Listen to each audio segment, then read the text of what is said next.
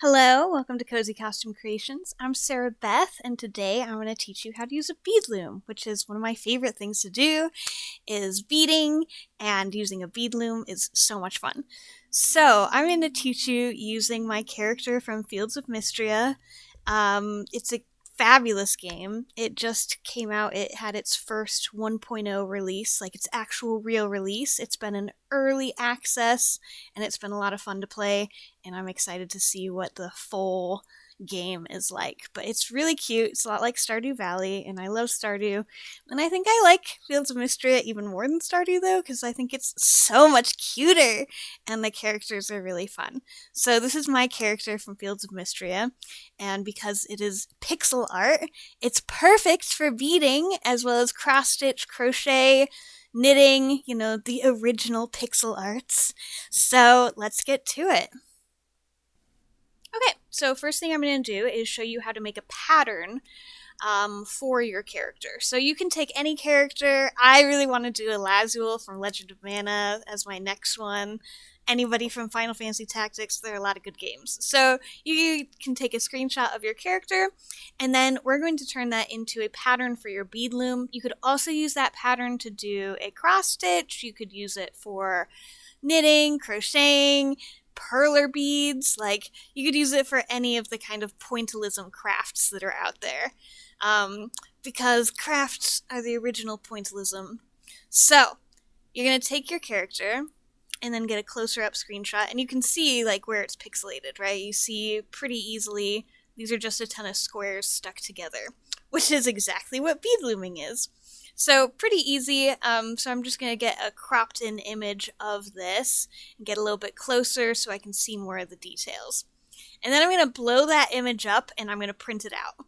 And I blew it up to be the size of a full page. And then I printed it out, of course. You can also do this with some softwares, but I think this is more accessible, so this is what I'm going to do.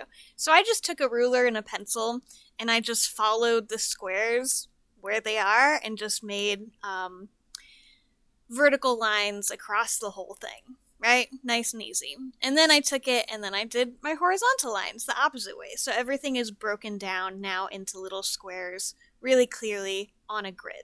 And that's really all you need. You just need it as a grid.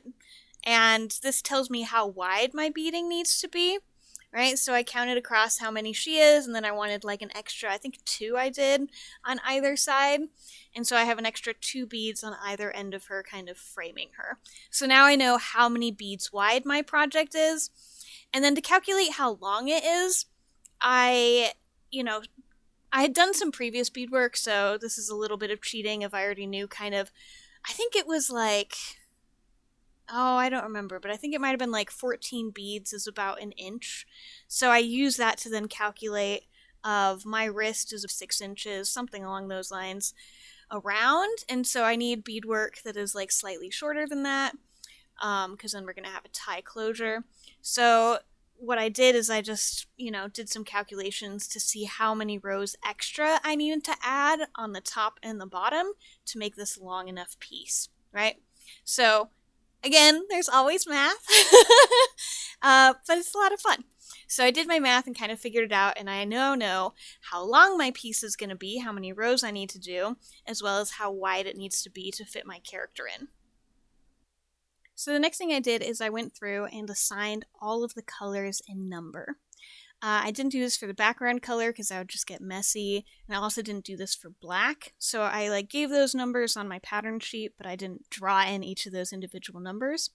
And then for the rest of them, I went through, and for every shade, so you got to kind of pick out and see some of these look similar, some of them are slightly different, so you have to go through and say, yep, this is the same shade.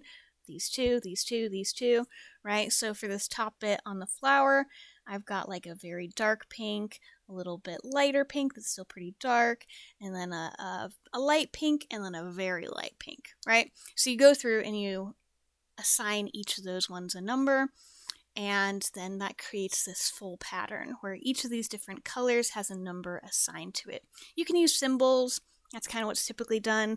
You can also use letters. I like using numbers because I would have run out of letters, first of all. And then I also like numbers because it tells me how many colors I'm using. and I think that's helpful. So then I number the top so that I know how many beads wide it is, and I also can see which bead is in which section, right? And then I could do the same thing on the side as well if I wanted, and that just makes it easier for me to figure out how many extra rows I need top and bottom. So now everything is on a grid, and that's my pattern. Nice and easy. Everything laid out, ready to go. So then you need to make a key. So what I did is I went through, and for each of the different colors, I found out how many of each of that color type I would need. So for pinks, I needed 5 different pinks, right? I needed a really dark pink, a medium, a light, a lightest, and then like a blush pink for somewhere else, right? So I went through and found how many I would need and kind of bracketed them off. And that way I could go to my beads and say, okay, here's the gradation of the pinks that I need. And then I put them in these little bags and I labeled them with the number so that everything is ready to go. I have each of the colors divided, and I just need to pick out the bag of each of the colors whenever I need to use them. So everything is ready to go. This is also really great because now I've got a complete pattern, including these little beads in little bags. So I could literally just hand this off to somebody else and it would be able to create it, right? Without me having to give any instructions or anything. If they know how to use a bead loom and I just hand all this off to them, someone else could recreate this pattern, which is always the goal in pattern making. So pretty cool. Okay, so however many beads wide your project is, it's going to have 1 additional thread. So that's how many threads you know to thread your bead loom with. So that's what this is. This is a bead loom. They're super cheap. They're only about like $7, which is amazing. So that's pretty cool. I also want to say this comes from the Native Americans. This is a Native American technique, which is like super cool. And beadwork, oh man, especially like Navajo beadwork is just absolutely gorgeous, absolutely beautiful. So some of the best beadworking crafts we have come from the native peoples of the Americas, which is awesome. So that's where this comes from. We love it. This is so cool. Anyway, so this is good stuff. What I use to thread this is I use embroidery floss. And embroidery floss is a 6-strand thread that is used for embroidery. And if you've done embroidery before, it's pretty similar to using it for beading, is you pull it apart and you use 3 threads or 2 threads typically for most like embroidery stitches. And then same thing here. I think I pulled it into threads of 2 strands. It might have been 3, but I think it was 2 strands for each of these, and then I used that to wrap around. So each of these little slots on the spring, there's only about 25 on these, so you can like double them up when you're, but you know, for the most part, especially if you're a beginner, just stick with like something that's within that 25, or get a different loom that has a lot more slots, right? So yeah, and then it's got this little like rolling piece at the bottom that has this little knob on it that you wrap your threads around. So you pull the thread across one end, wrap it around the knob, pull it across the other, and you can kind of like twist up the knobs and roll the thread onto it so that it can be really, really long. So it can kind of roll in on itself, and then you can like, you know, change it as they go. You can see there's like, you can adjust both ends, so you can kind of move the piece along if you're doing a really big piece. Like this is just a bracelet. Anything bigger and you'd have to for sure use those dowels. And depending on the wrist length, you might want something bigger. So yeah, so this is how I set this up. And then remember to leave extra thread for the ties at the end. You want to leave a solid like 4 inches at least on either end. So at least 8 inches you want to add to however long you want your piece to be. Minimum. I always like to add more just to be safe. But yeah, so you got all these threads, you put them all on your little guy, and this is all set up and ready to go. And again, number of threads, 1 plus how many beads there are, right? So there we go. Set up. And these are what we call warp threads, right? So it's just like setting up a loom if you've ever woven, and we're ready to go. Okay. So now that you've got your key and pattern and all your beads out, what I'm going to do is I'm going to lay out my first few beads. So I've got like my pink ones out, right? Because that's where I'm starting. You don't want to lay all your beads out at once because I've got over 30 different colors of beads, and if I were to lay them all out at the same time, that would get messy. That would get like I don't have the space for that. And so I just have a few at a time, right? So just the ones I'm working with actively. And then once I'm done with those color combinations, I'm going to put those away, right? So what I'm doing here is I'm loading up my needle with beads. And as you can see, I'm being pretty picky. I'm like, nope, I don't want that one. And I'm picking through leaves, and I'm going to be pretty picky for this first little bit. And the reason for that is the way that beading manufacturers create beads is it's not a careful craftsmanship. Like they don't they don't care. Yeah, so your beads are going to be all different shapes and sizes, and probably about like 10% of your beads are totally unusable. And that can be because some of them don't even have holes in them. That can be some of them are cracked or broken. It can be that some of them are just abnormally shaped. So what I'm doing here is I'm being more picky when I do a bead loom because I want the beads to be pretty much the same size. And that's hard because even when you get a specific size of beads, there's going to be some variance. And when something is that small, any little variance is actually a big deal, right? So I'm picking through these and I'm being like, okay, is this the right size for this? Does this match the size of my piece? Is this a little bit abnormal? And some of them are abnormal, and so I'm like, no, I'm putting you back. And then I've also realized I need my greens for this row, so then I laid out my set of greens. So I have a lot of beads going on right here, right? So anyway, you can be picky with your beads. You can also see like on the edge of my project, you can see that there's like kind of a wiggly line there. It's not straight on the right side. And that's because of this. That's because each row really is a different width because each of the beads is a little bit variable. So you're going to have some variance, but I try my best to minimize that variance and try to choose beads that are pretty much the same size. And so that can take some time, which is why beading, especially a very complicated image, can take a lot of time. With this, I'm using the same embroidery floss that I used for the warp threads, and I think this must be like 2 strands is probably right. I don't know if you could get much thicker using embroidery floss because the beads are really small. And you have to go through the beads twice. So it's going to have a total of 4 strands going through it at the end of this. So using more threads than 2 or 3 is going to be a lot to go through these tiny little beads. So I'm using 2 threads. I'm doing more than 1 because 1 just isn't particularly strong. And if I'm going to do all of this effort to create this piece, I want it to last a long time. So that's why I've got 2 threads on my weft thread, my thread that I am actually weaving with. So the needle that I'm using here is a beading needle, of course, because beading. And the type that I really like is where the entire needle is the eye. They're the coolest needles. They're so versatile, and I really love them. They're the best. So that's what I'm using here. They are pokey on both ends, so be careful. And if they're not your cup of tea, I understand. I don't understand. Some people don't like them. I'm so sad. Anyway, and also I'm checking my pattern as I'm doing this and counting. I'm just consistently counting and checking. Now for the actual technique. What I'm doing is I'm now sliding my beads down my thread all the way to the base of my piece, right? So I plop those down there. And the technique is incredibly easy. All you gotta do is throw your thread and your needle underneath the loom.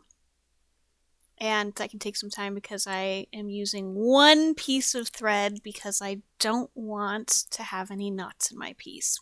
So then what I'm going to do is I'm going to push the beads up into the slots, right? So the warp threads create little slots for each of the beads, and you just press them up into there, right? 1 bead per slot. Make sure it's only 1.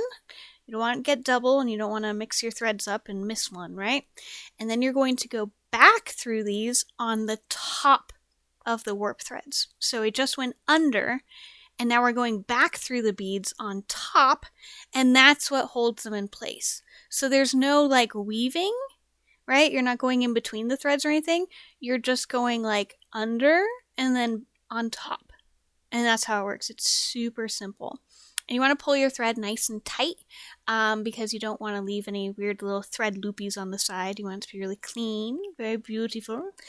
And I'm doing this in sections. I'm doing this like a little bit at a time because my piece is really wide. If you have a less wide piece, you can get it all in one go. But yeah, I'm doing this in a few different sections so as to make my way all the way across. Nice and easy. So yeah, there you go. It's pretty simple. Yeah, so this is also really easy because we're working our piece left to right, right? So I go under the left to the right, and then I go back through it right to left so that I'm going to wind up once again on the left side of the piece. So whenever I start my next row, I'm always starting on the left side. And this is really nice because when you're looking at your pattern, you can read it left to right. And in English, we read left to right. So it's pretty easy. You just load up your beads in the same direction that you read, right? So that's nice, easy.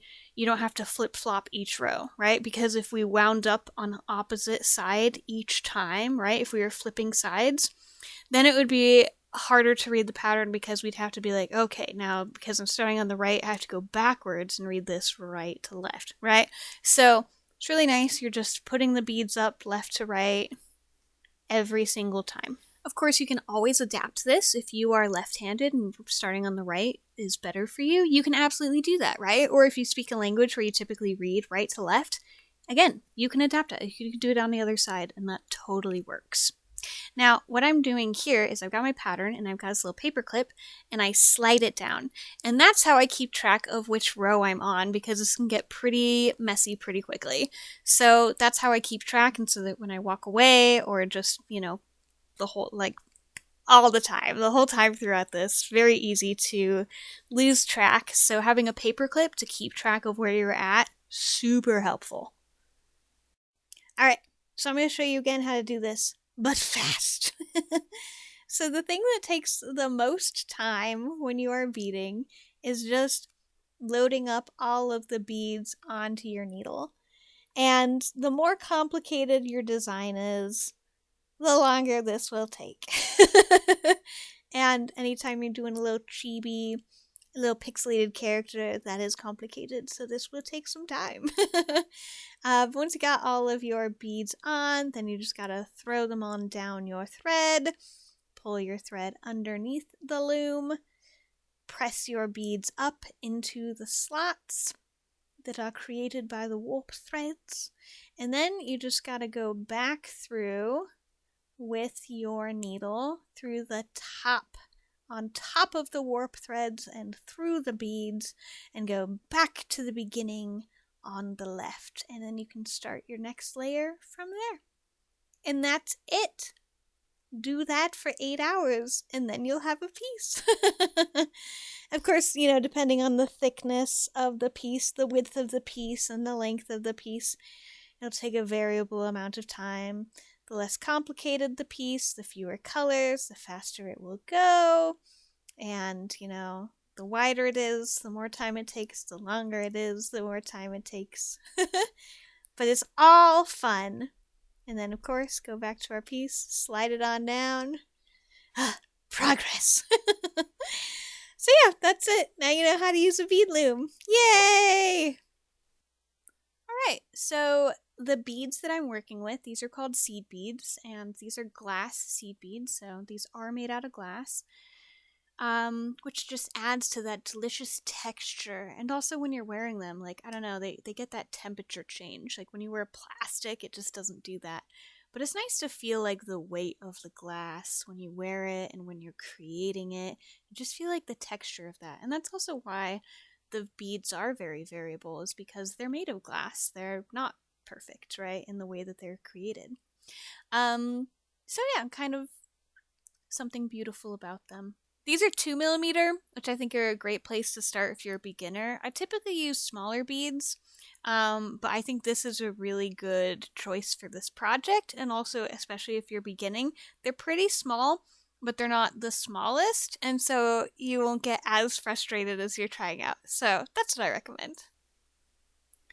I love beading so much. It's so satisfying, and I just love all of the physical crafts because I feel like they're so grounding, and especially in a world that is so virtual and online and screens, it's really nice to just like take those moments and just like live in the moment and feel the beads running through the thread.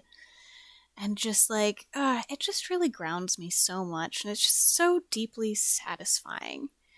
I love it. And I also love how you can see your progress. Like, it's so cool to create things, and like each step you're like, oh, there's another line on my thing, and like, oh, it looks more like her, oh, she's coming here, it's so exciting. Like, I love that. And I don't know, I am not a fan of generative AI, what they're calling art but really isn't art, for a lot of reasons. One, because it's deeply unethical, it's very bad for the environment, there's a lot of other stuff, but I think the thing that it does is it really robs you of the process of creation. And that's what art really is. It's not just a product, but it's really a process. Like, the act of creating is the good part of art. Like, that's the best of like getting to create and doing these things. Like, one of my brothers growing up, he was always like, well, maybe I could make a machine to do this. And yeah, there's still no machines that can do this, right? Um, but even if there were, it's like, no, the process, like actually doing it, is what is satisfying. Like, this is the good part of life. This is the fun part of life. This is what is so satisfying and fun. And, all of it doesn't have to be totally from you. It doesn't all have to be high art. Like, this is fan art that I'm creating right now, right? This is a character that I created in the game of Fields of Mistria. So this is like other people's art that I did put together to create my character that then I'm making this out of, right? But I'm giving credit where credit is due. Fields of Mistria, there you go. And yeah, like, fan art is its thing. So like, you can do that. You can do fan art. You can also use other people's patterns to create your work. It doesn't all have to be you from the ground up. Like we do a lot on this channel, but it is just fun to get to do the process yourself. And that, I don't know, the real treasure was creating art all along. So now we're going to take our piece off of the loom now that it is finished, right? And so what I'm going to do is you just twist the wing nuts and then pull it off of the little kind of screws that kind of hold them in place, right? Pretty easy. And I looped mine back and forth on the loom. That's not always the case. My piece is short enough that I could do that, and I like to do that. But you can have it as separate strands that you tie on either end when you put it onto the loom. But because I did loop them, what I'm going to do is I just separate them in half the way that they were looped, and then I just cut them. And then I'm going to turn these into a rope braid because I think rope braids are pretty, and this is a great way to finish it off, right? And make a little tie closure.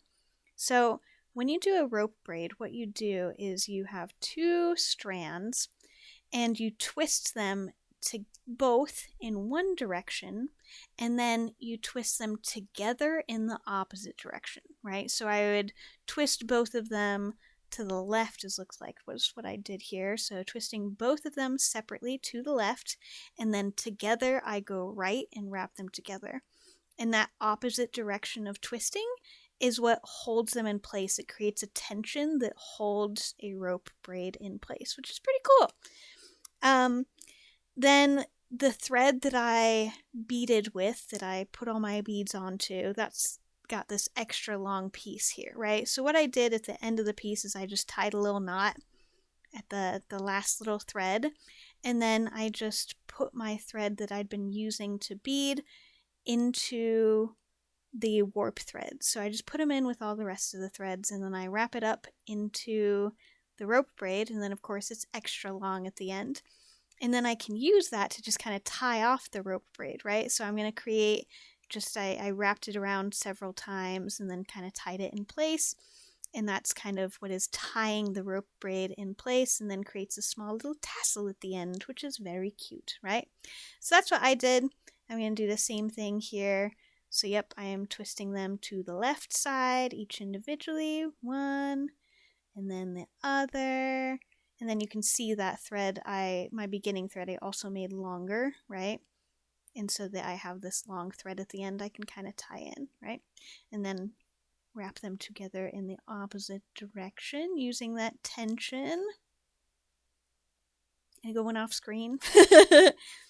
And then once again, I am going to tie that long thread, wrap it around several times at the end, tie it all off, and then cut it. And I've got little floofs. But yeah, so you can also braid these at the end. There are a lot of ways that you can close this off. You can attach many different types of closures. But I like this. It feels just very natural. So that's it. That's how you finish your piece. And now you have a little bracelet that also has these ties off of the edge. You could also use this as a bookmark. And a lot of other things. So there you go. Yay! So we're done. There it is. And here you can see the rope braid and how it's turned into just like the tie closure. Nice and easy. Oh, look how cute Beatrix is. Oh, she's such a cutie pie. Fields of Mistria really is a very cute game. And they have so many cute outfits in it. So yep, you could just tie it on and off, take it off, and there it is.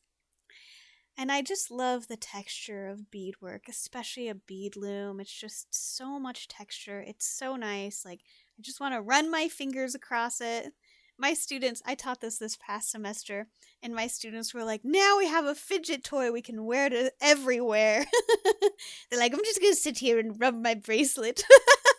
And I was like, yes, because the texture is amazing. So there it is. We're done. I hope you had fun. I hope you learned something. I hope you try a bead loom because it is so much fun. I love it. It's so great. And yeah, thanks for joining me, and I will see you later. Party on. Yay.